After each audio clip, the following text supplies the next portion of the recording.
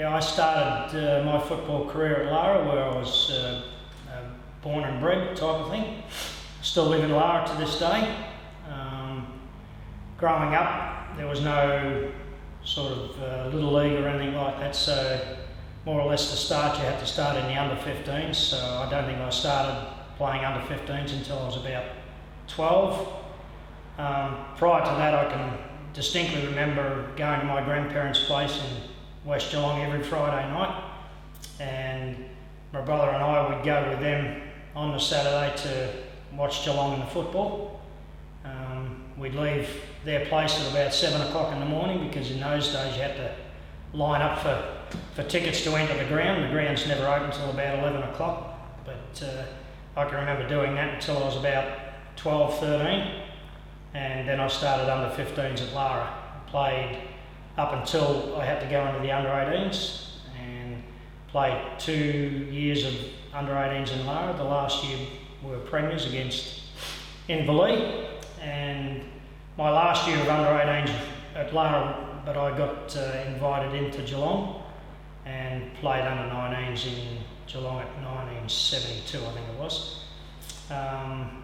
That year we weren't a great side, but we were very competitive. We had some good players in that side. Frank Pike was our coach. I was lucky enough to win their best and fairest that year, and I think that was the year Vin Cotoggio may have won the Morris medal. I think I come equal third or fourth. Played a couple of games in Geelong reserves, but in those days, if you're on the supplementary list, the senior players that were available obviously took that position, so we dropped back to the under 19s at that stage. 73, I played some under 19 games, but predominantly in the reserves, and Johnny O'Neill was our coach, a very good coach. That year we got beaten by Richmond, I think, in the grand final. So for me as a young guy from Lara to play on the MCG grand final day was a tremendous thrill, especially with the crowd there, but unfortunately we were towed up a bit by Richmond.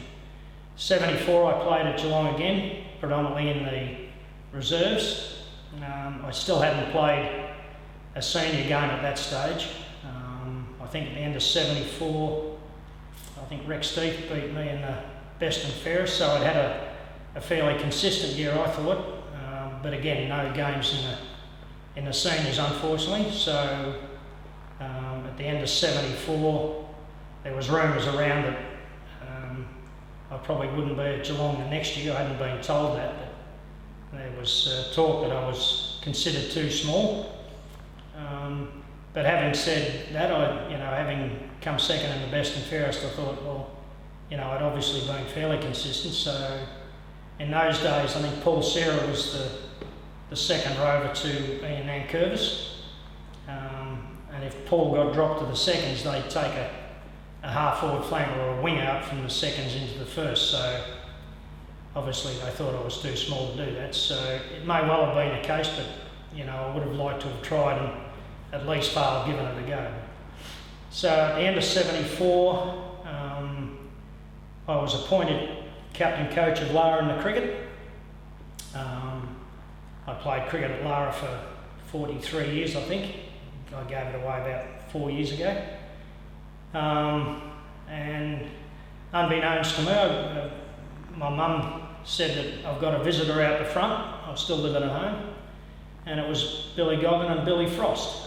And I thought, Billy Goggin was my hero growing up, because most of the football I played was as a rover, and obviously Billy's as good a rover as there's ever been. So they asked me to come and train in at West, and I sort of hummed and hawed because I'd just been appointed coach at Lara in the cricket. But Billy being Billy said, get there when you can, we'd like to see you in there. So the first night I come into training, it wasn't that bad, because from say 74, 75 there was probably maybe 15 to 20 guys that had crossed over from Geelong to Geelong West. So I'd played seconds and under 19 football with most of those, so it was fairly good knowing most of those guys when I come in. I've always been reasonably fit because I'm not a big fella, But the first night, if anybody knows the Western Oval, we were doing run-throughs from one goal square down to the centre and then a three-quarter sprint to the other goal square, and then we'd jog around to the top light, walk back to the goal square and do another one. And we'd probably done 10 or 12, and Billy asked how many we'd done, and somebody said, 12, 14. He said, if you hadn't been concentrating, you wouldn't have known. So I think we ended up doing 26 or 27 of those run-throughs that night. And I thought, geez, what have I struck here, But it was all enjoyable. And, once we started the pre-season, getting into the season, I think our first game was against Dandenong at Dandenong. And for some reason, my clearance hadn't come through. We used to train Saturday mornings because obviously all the games were Sunday. And they still hadn't come through, but they'd hoped it would come through that day. So I ended up I got the clearance through on the Saturday, I believe, so I ended up on the bench for the first game. And then as the season progressed, played all that year, played the following year at West. And then 77, I took the year off. I helped my dad build my house in Mara. And from 78 to 80, I played back at my local club at Lara. It was probably I don't know whether it was called the Woolworth or the GWFL back then. But it was good to get back to a lot of the mates and play those 3 years. I won a couple of best and fairest there.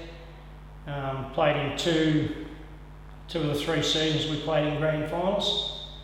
The first year we were beaten by Blue West, and they were premiers and champions.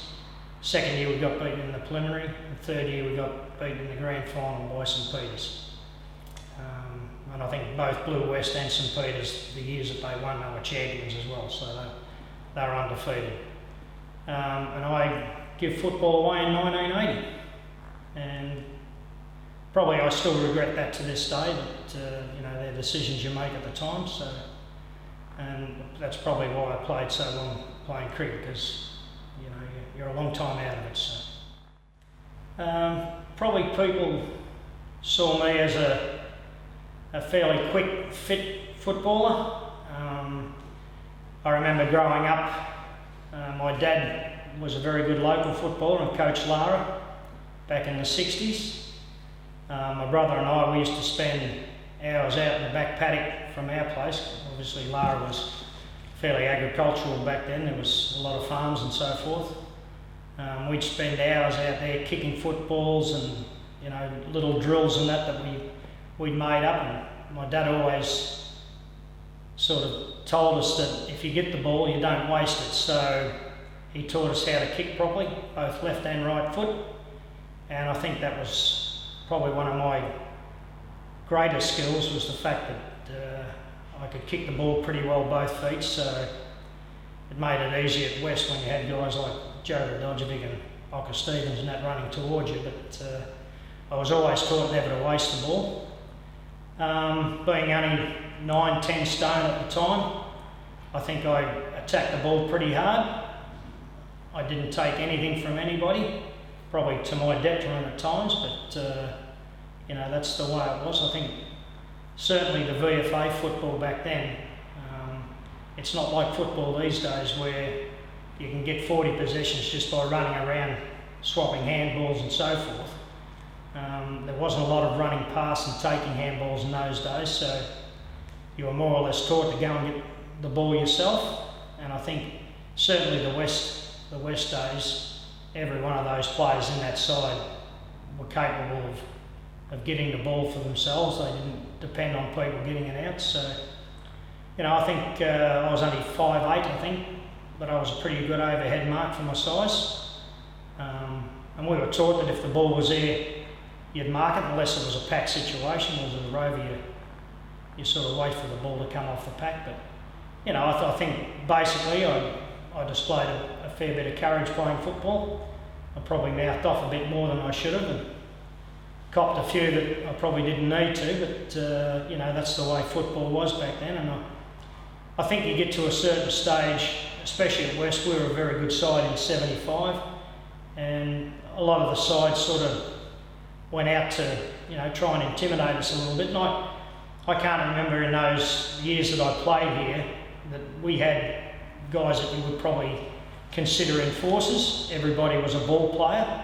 They were good, hard ball players, but, we just concentrated on our football. And that was the one thing that sort of Billy sort of drummed into everybody, is that you're out there to play football, you've got team ethics and so forth, and that's the way we approached it.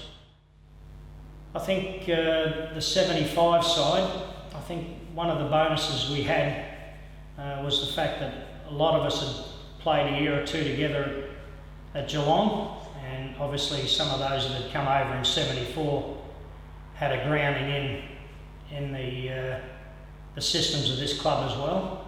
I think that went a long way. I'm sure that we bonded very well, both on and off the field. Everybody were mates. There was no egos or anything like that. I got the impression when I was at Geelong, because of the system there where a lot of us had played a lot of seconds football, guys that got dropped from the first, they probably had ulterior motives when they come back to the seconds, because they were striving hard to get back into the first, so some of them probably weren't as team orientated as they should have been, and I think that was a thing at West, because you had nowhere higher to go. You were in the best side in the club, so everybody had a spirit that this was our time. I think everybody was on the same page. Billy was a taskmaster for sure, but I think, as I said, growing up, he was my idol, and the fact that I could play under him at West was a bonus. But nearly every night at training, even if we did 30 laps, Billy would do them with us. And I think when you've got somebody of that ilk, with the reputation that he had and the way he approached things, it just, I've always enjoyed the training, but it was just good to come to training. I think everybody in that side, our back six were very strong. They were very dedicated to what they did. They relied on each other. Of course, we had Tony Gilmore in the centre, no wings in those days. Our ruck division, Warwick Yates and David Manson were as good as any ruckman in the competition. Our half-forward line, you had Greg Wells, Dizzy, Ocker Stevens as captain. He just, led by example all the time. And of course, you had Joe Radojevic at full forward. He was probably a little bit, I think, like Jason Dunstall.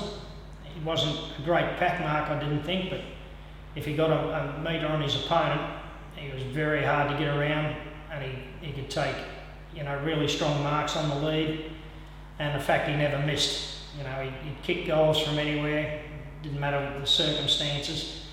And in those days, the grounds weren't, the picturesque ovals they are these days, but, I think, guys like Terry Bright, that was maybe 15 or 16 at that stage, but even then you could tell that he was going to be something special. And of course, he's a 200 plus game veteran in the AFL. So, but I think, as I said, we used to train of a Saturday morning. Everybody would be there.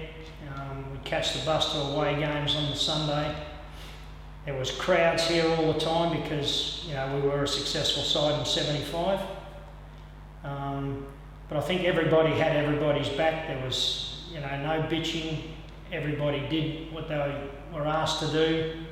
And of course, there was skill on every line. As I said, there was guys that hadn't played a lot of league football, but most of them had played some. But it was a different kettle of fish, the VFA, because a lot of the sides we played against, especially in 75, the Dandenongs of Port Melbournes, they had a lot of VFL footballers back then, and that was more or less the end of their career. So, they had no compunction of going out belting somebody or whatever, but that's the way VFA was then.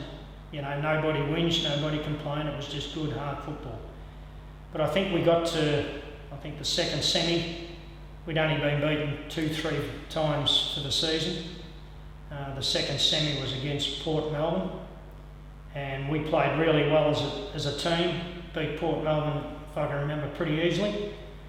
And the following week, Port Melbourne played Dandenong, and that was a bit of a bloodbath, that one. So whoever won that game was going to be a bit sore and sorry to come to grand final. But unfortunately, I opened my mouth once too often in the grand final, got knocked out. I thought it was the first quarter, but Kevin Kirby's since given me the tape, so I've been able to see it. It was the second quarter. But having seen that, it was a really strong, blustery wind that went straight down the ground. We were lucky enough to kick with the wind in the first quarter, had a really good first quarter.